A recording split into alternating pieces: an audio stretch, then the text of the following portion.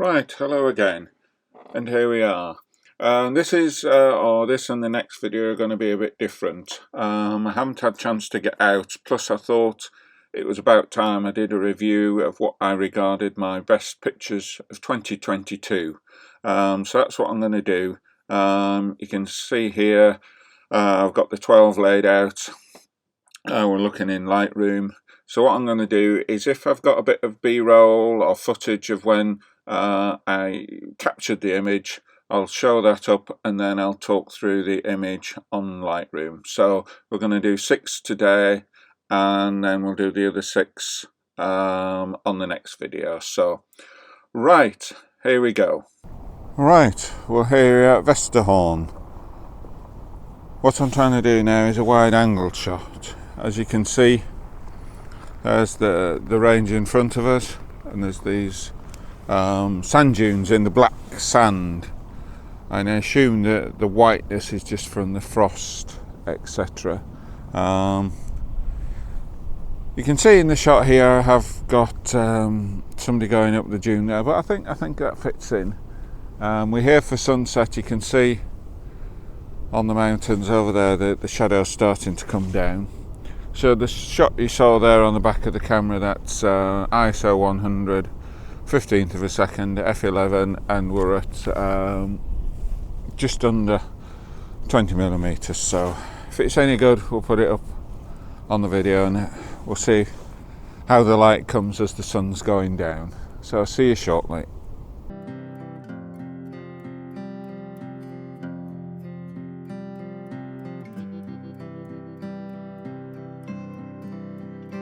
Alright, well here we are in January, and this is the shot from, or the image from Vesterhorn.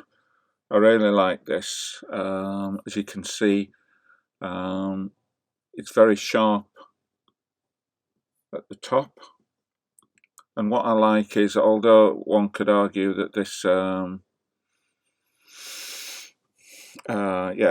these footprints over there spoil it, but I just have a feeling that they give it a leading line, that we're looking here and this leads us in to the main mountain, the mountain of Vesterhorn. For those that may not realise, this is in Iceland, and I went on a trip in January going around the whole of Iceland, and this is possibly my favourite image from there.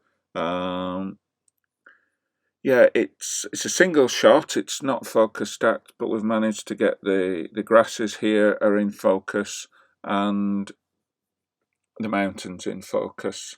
And as we can see, it was f100 ISO, f11, 15th of a second, and I had the 16 to 35mm lens on at 19mm. So yeah, and although this would be nice if there was a bit more definition in the sky, the late sun is lighting up the mountain there. So yeah, that's my favourite shot from January, and now we'll move on to February.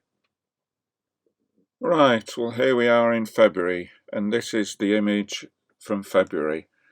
Unfortunately, though I was recording on the day I was out when I captured this image, I messed up, so there isn't any B-roll, etc. for this image. So I'll just look at the image here. It's actually relatively close to home. It's up to about 1,200, 1,300 feet, and I could walk there from home in about an hour and a half. I discovered this a little while before, and I think this is the second time I've captured this particular composition. The footpath actually runs the other side of the tree and the stream there, but we've got this nice little waterfall, we've got the lone tree, and then we've got Bleaberry Fell behind. Plus I like the colours. We've got the dyed back bracken, which obviously in February hasn't started to grow again yet. But if we look at the settings, we've got 100 ISO, f16, so everything is in focus, and then 6 seconds, which may mean that the actual waterfall's a bit too milky, even for my liking. but what the bonus is you get the effect in the sky of the moving clouds over the long exposure, and this is one of my, that's what partly makes it, along with the colours, and I am partial, I must admit, to a lone tree. So yeah, so that's the image for February, and then we'll move on to March. Right, we've come up to these upper folds, slightly smaller. I've taken, if the lower ones were quite good, you'll have seen the pictures by now. But this is, I just thought I'd try something different, something I haven't tried before. And you'll see from the back of the camera, the last shot was a 10th of a second, f11, 100 ISO. That was with a 6-stop ND filter on. But you can see down the side the slightly blue lines, and that was to say that the aspect ratio is 1:1, or a square crop. And it shows you the lines on the back of the camera. It still takes the full scene, but you can see how the square crop will fit. So that's quite good. So hopefully that'll come out. I'm not quite sure what happens when it's loaded up into Lightroom, whether it applies the square crop straight away, but obviously I can adjust it in post anyway. But the best of the shots, the best shot I'll put up after the video after this. And then now I'm going to head back to the car park. I don't know whether there might be a cafe or something where I can get a nice hot drink, and then we'll think about heading home. So anyway, I may see you a little bit later. Right, well there you've seen the B-roll of me taking this image back in March, and here we have the image. Just a couple of things following on from the actual video of me taking it. When you do bring it up into Lightroom, it does bring it, as we can see here, as the square crop. Although it is possible in Lightroom to go back to the 2:3, which is the full size of the sensor. But I was happy with the square crop, and I stuck to that. I also said in the video that the shot was a 10th of a second. It was actually, as we can see here, 10 seconds with a 6-stop ND filter on and a polarizer. I think with hindsight, for waterfalls, 10 seconds is too long. If you saw my last video where I did a video about capturing images of waterfalls, I did say that now I believe that somewhere between a half and 1 second is probably the ideal setting, obviously subject to the actual fall and how quick the water is coming down. So but I just like the green moss on the waterfall here, and obviously there's sunlight dappled in places, and then there's slight shade in places, and it just to me, I just really like it. It's a brilliant image, I think.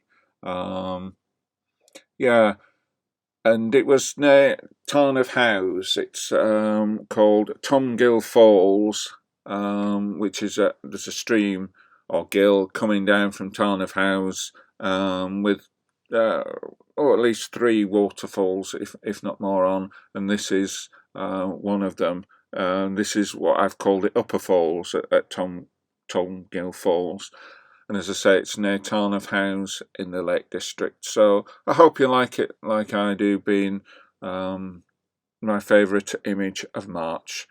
So we'll leave March there and we'll move on to April.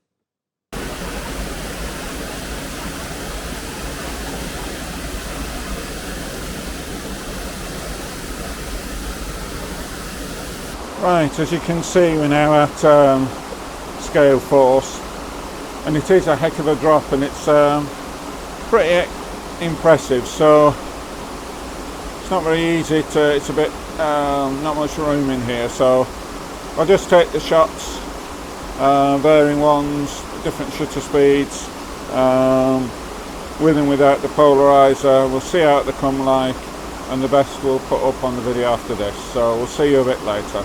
Right, so again, you've seen the the B-roll of me taking capturing this image in April, and here we have the image. Now this is scale force, and you can see the drop from there to there. This is the waterfall with the largest single drop in the Lake District. So yeah, it's very impressive. It's not the easiest waterfall to capture. Whoops, let's go back into there. Because where I am here taking the picture, I've had to climb up the lower falls to get here to take the picture. I do want to go back sometime and go in wellies rather than in walking boots, and then I might be able to get a bit further in and maybe a bit up close. But I think, what do I really like about this image? Just another point, as we can see, it was 100 ISO f11, but it was a HDR, so it was bracketed shots. The quickest was a 1/6 of a second, the middle 0.6 of a second, and the slowest 2.5 seconds. And then it's been blended in Lightroom. So we can see the main fall there, and there's a bit of a blockage with a fallen tree that's slowly decaying. We can see a bit of cascades around here. But what I like, and this is using the polarizer, that we can see through the water. We can see the stones, and there's no glare underneath. So that's what really attracts me, and the nice greens and that. So yeah, it's an impressive waterfall. It's well worth a visit, and it's just off the side of Crummock Water. Obviously, the beck does flow into Crummock Water. So if you go to Crummock Water, it's not far off there. But yeah, I really like this, and as I've decided already, maybe was unsure at this point, to always have a polarizer on when doing waterfalls to get rid of some of the glare, and then you can see what's underneath it. I think it's a really nice picture, and that's my favourite for April. And next we'll move on to May. Right, we've come a bit further round, and now you can see the boathouse just the other side of the island. So I've put on the long lens, set to about 100mm, and the shot is f11, 100 ISO, but 1/4 of a second. So we've tried that.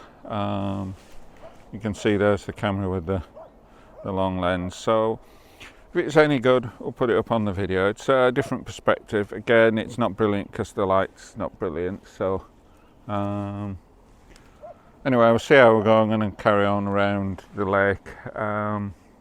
Certainly going to the lone tree, which is more or less where the van's parked. Whether we'll take any more pictures on the way, I don't know. We'll see how we go. So see you a bit later. Right, we're now into April, and as you could have seen from the B-roll, if you know the place, we're going around Rydal Water. And here's the image that I captured there. I must admit, listening back to the video of me capturing the image, I said I didn't think it was very good.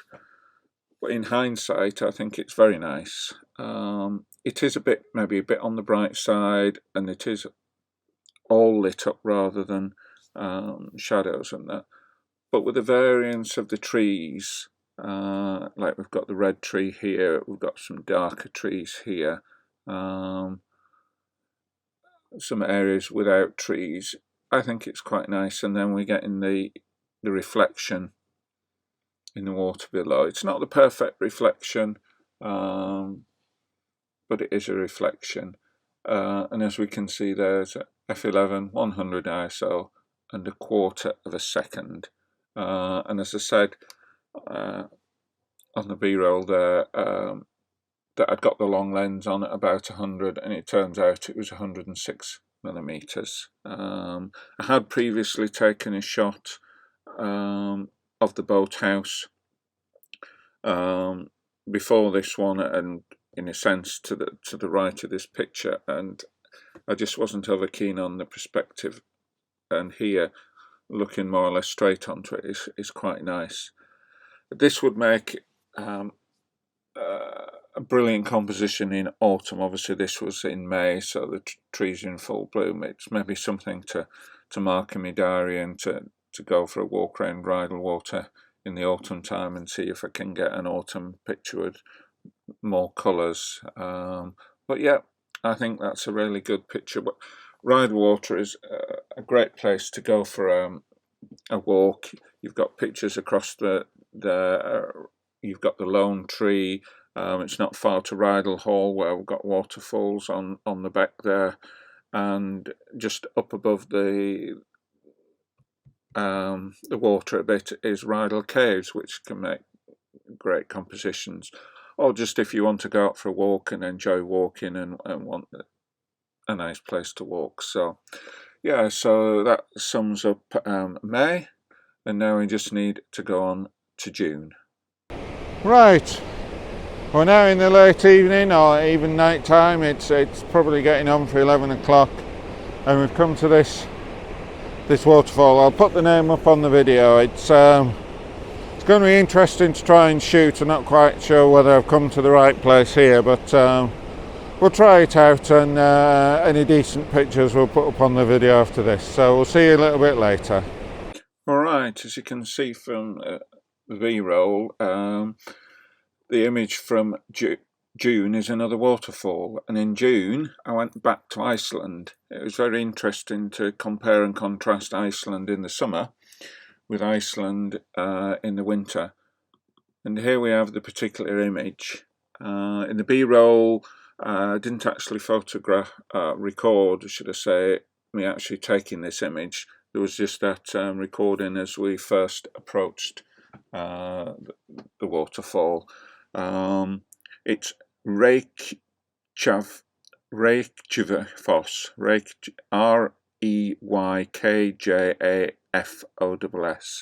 and it's in the northwestern region of Iceland.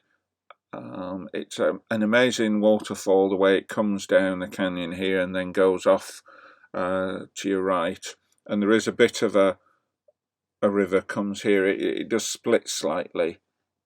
But what do I like about this particular image? I think what it is it just reminds me of the good time we had in Iceland with a great group of people. If we just zoom in there, we can see now that's Brendan Van Son who led the workshop, and he also led the January one, and also led an August trip to Greenland that I went on, and we'll be showing one in the next video about that, and that's another of the participants. And it is useful sometimes getting people in pictures of waterfalls, because it gives you the scale of the waterfall, but I think it's a good image anyway, but it just brings back good memories of the workshop. And as we can see, it's f11 100 ISO, and this is 2 seconds.